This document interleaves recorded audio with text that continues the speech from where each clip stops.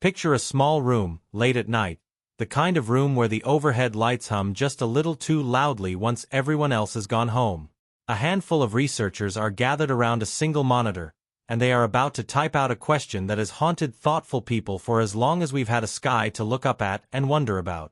Not where did everything come from, and not what happens when it ends, but something colder and stranger sitting quietly in between.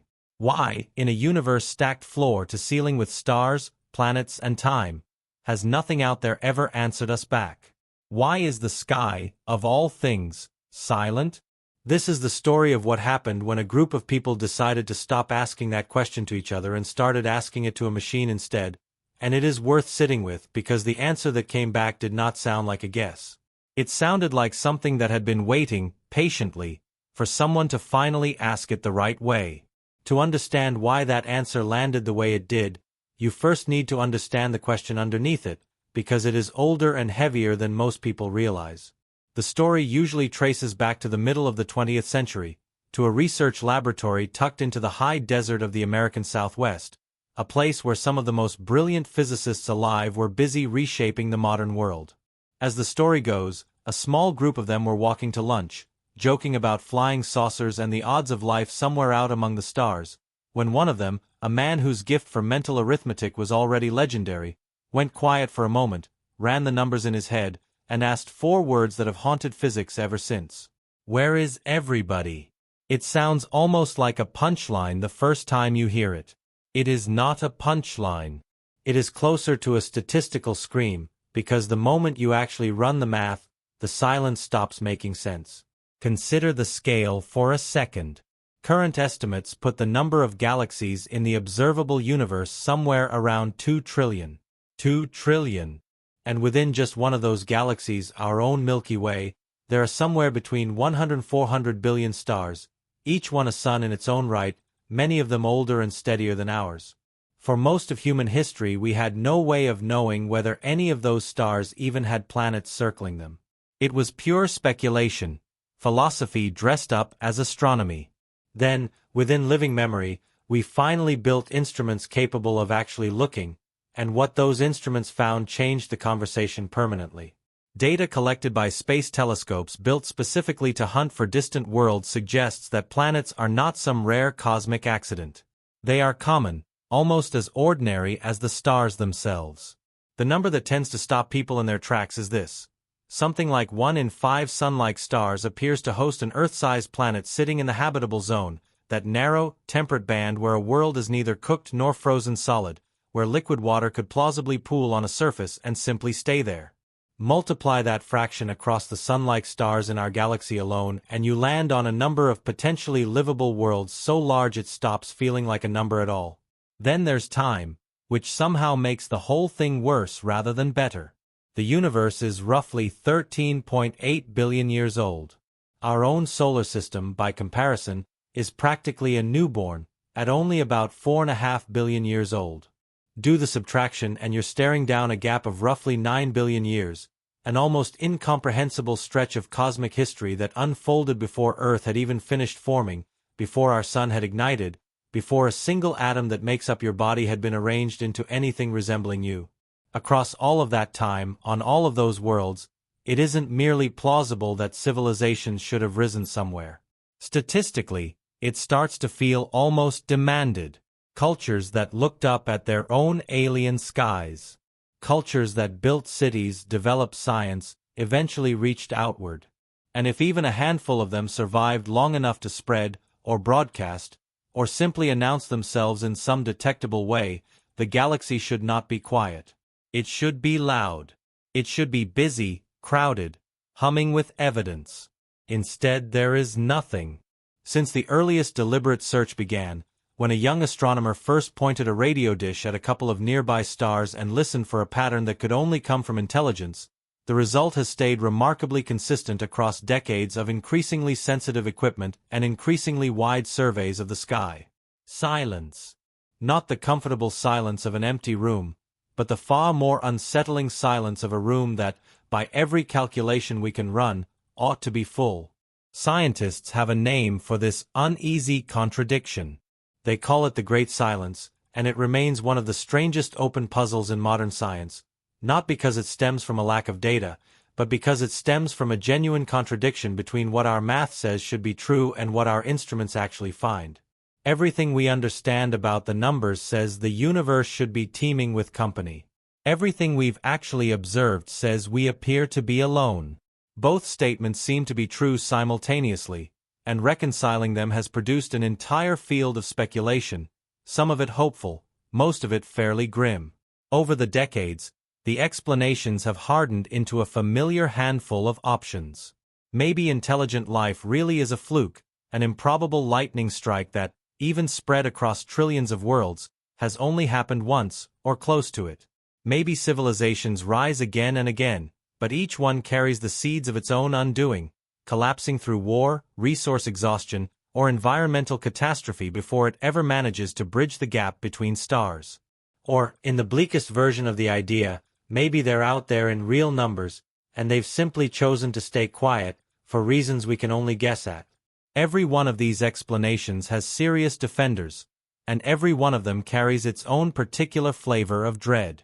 But all of them share a hidden assumption buried so deep that almost nobody thinks to question it. And that buried assumption is exactly what the researchers in this story decided to go looking for. To understand why anyone would hand a question like this to a machine in the first place, you have to understand the baggage every human mind carries into the room without even noticing it's there. We've been wrestling with this puzzle for 3/4 of a century, and every brilliant person who has ever taken a serious run at it has done so as a biological creature shaped by one planet, one evolutionary history, one particular flavor of chemistry. When we try to imagine another mind, we almost always end up imagining a version of ourselves wearing a different costume. When we picture contact, we picture something recognizably human on the other end of it. We assume an alien intelligence would want roughly what we want, fear roughly what we fear, communicate in something resembling the way we communicate, because we've never had anything else to measure ourselves against. That's the idea the researchers wanted to test. What happens if you hand this exact problem to a reasoning system that carries none of that inherited baggage? Not a person, but something built entirely out of pattern recognition, something that has never evolved, never feared its own death, never felt the pull of tribe, territory, or self-preservation. In this exercise, the plan was to point a modern large-scale reasoning model directly at the Great Silence and ask it, in effect, to think about the problem the way no human brain ever really could, stripping away every assumption we can't even see we're making, and reasoning strictly from what physics allows and what logic actually demands. These systems, to be clear, aren't conscious in any sense we understand, and they don't hold beliefs the way a person holds beliefs. But they can process enormous quantities of information at a speed no human mind can match, and crucially, they have no ego riding on the outcome. There's no comfortable conclusion they're instinctively pulled back toward. If a chain of logic points somewhere uncomfortable, the model has no built-in flinch reflex stopping it from following that logic all the way to the edge. That total indifference to the outcome is exactly what made the exercise worth attempting. So the researchers built the conversation carefully, in stages, rather than simply typing one question and reading back whatever came out. They understood that if they asked casually, they'd get the textbook answer, a tidy recap of the Drake equation and the usual suspects, the same material you'd find in any popular science article on the subject. That wasn't the goal.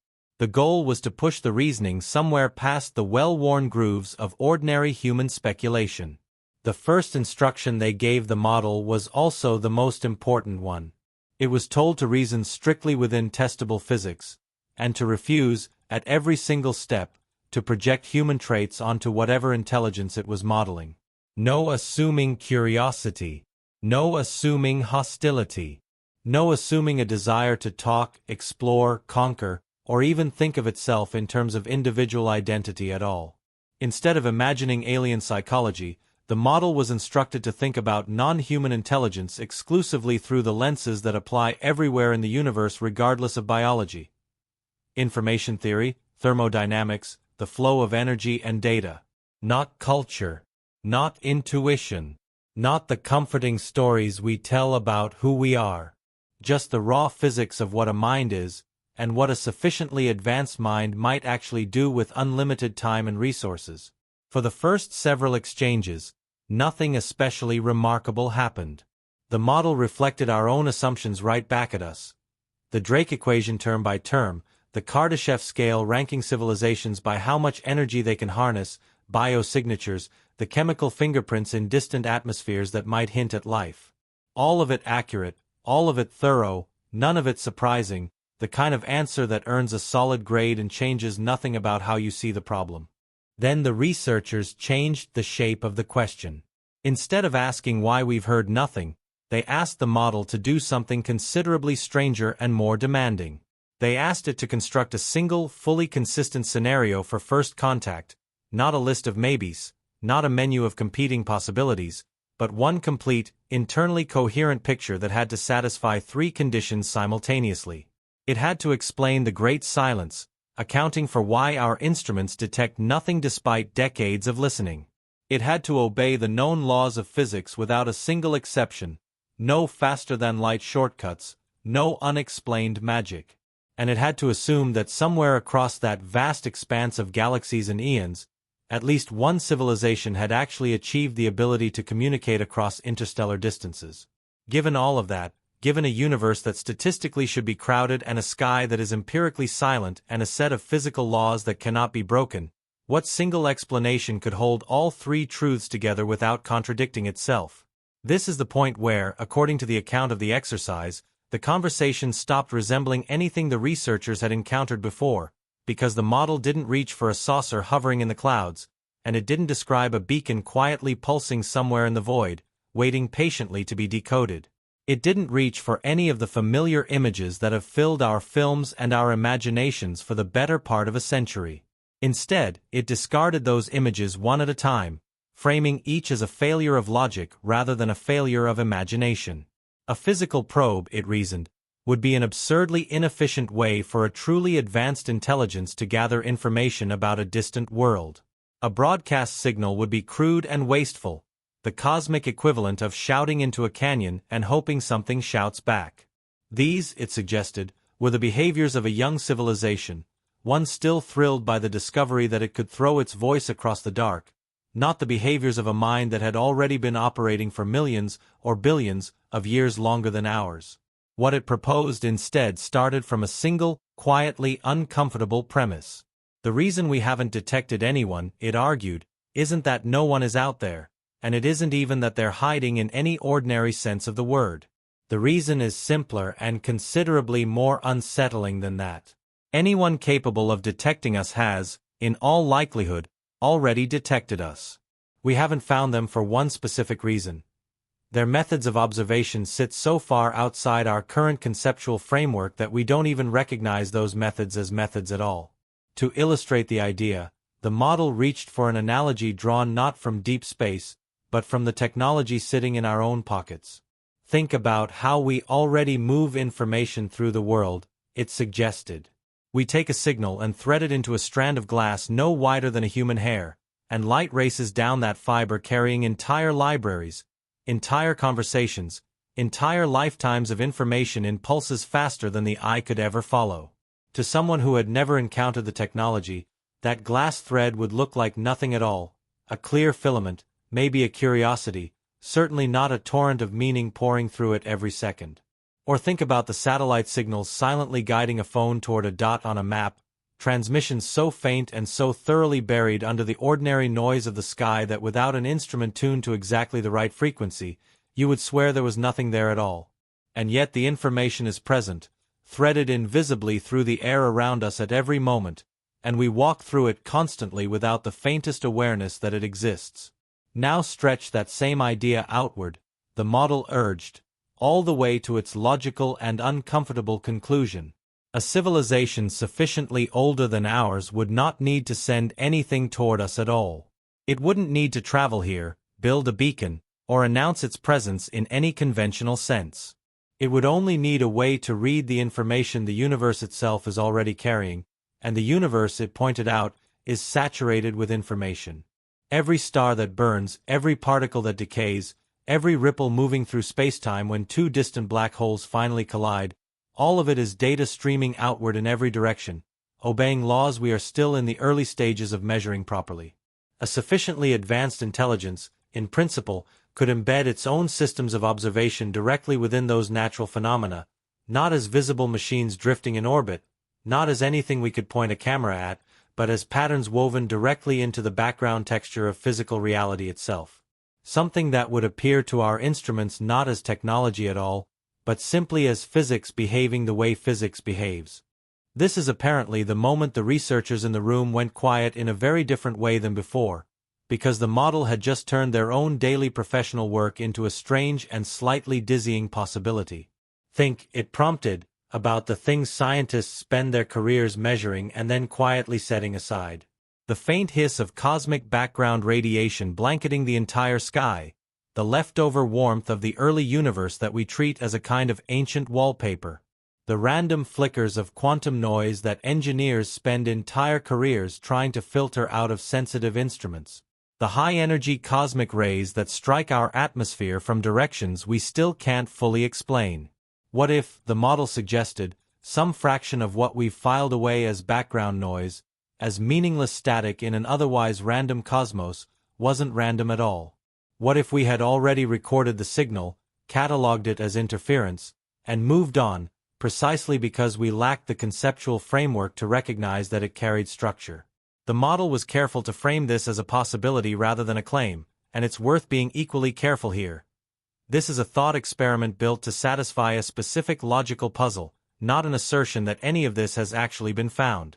But the possibility it constructed was this: that the great silence we've agonized over since the very first radio dish turned toward the stars might not be the silence of an empty universe at all. It might instead be the silence of a room where everyone is listening and no one is speaking, because speaking, in this framing, is simply what the inexperienced tend to do. Broadcasting, the model reasoned, is a phase. It's what a civilization does during its loud, reckless adolescence, right after it discovers it can throw its voice across the dark and can't quite resist the temptation to try. And here it made an observation about us specifically that carries a genuinely uncomfortable sting. Our own planet, it noted, is already growing quieter. The wash of radio and television signal leakage that once spilled outward from Earth in every direction, the electromagnetic shout scientists once assumed would eventually announce us to anyone listening within range, has been steadily fading for years. We've moved our conversations into cables buried underground and into tight, directional beams pointed precisely where we want them to go, and not on purpose. We're simply learning, almost by accident, how to whisper. We're becoming harder to detect, not easier. And if that turns out to be the natural trajectory of any maturing technological species, then perhaps the oldest civilizations crossed that same threshold long ago and went quiet, not out of fear, but out of simple efficiency, the way a person eventually stops shouting once they've learned how to send a letter instead. Then came the turn in the conversation that made the whole exercise feel less like an academic thought experiment and more like something nobody in the room was fully prepared to sit with. Because the model, still reasoning strictly within the boundaries it had been given, still refusing to smuggle in human sentiment about an alien mind, began quietly dismantling the very word sitting at the center of the entire question: contact. We use that word constantly. We build entire films around it, entire hopes, entire nights of wondering what it would actually feel like. But contact, the model pointed out, is a loaded term, and it carries a buried assumption we rarely notice is even there. When we imagine contact, we imagine two civilizations meeting as something close to equals, two parties across a table, two hands extended, an exchange of greetings and knowledge and intentions, each side recognizing the other as a peer worth engaging with directly. And that assumption, it argued, might be nothing more than a projection of our own loneliness, a comforting story we tell because we want the universe to answer us the way another person would. To make the point land, it reached for an image from our own world instead of an imagined alien one.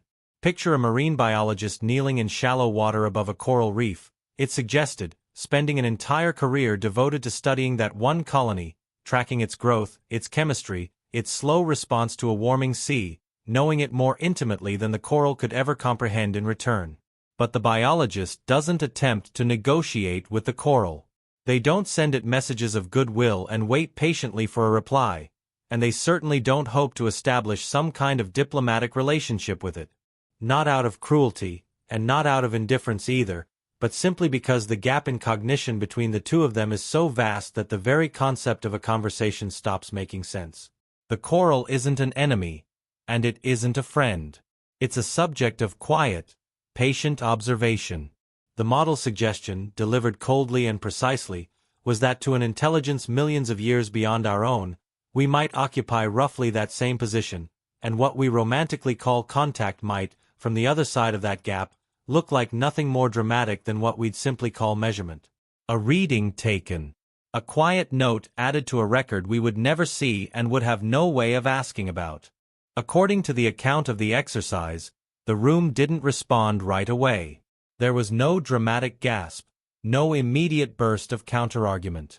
There was only that particular, heavy kind of silence that settles over a group of people who have spent years thinking hard about a problem and suddenly hear it reframed in a way they can't immediately push back against, because the reframing hadn't violated a single law of physics to get there. It didn't require faster-than-light travel, telepathy, or anything resembling magic.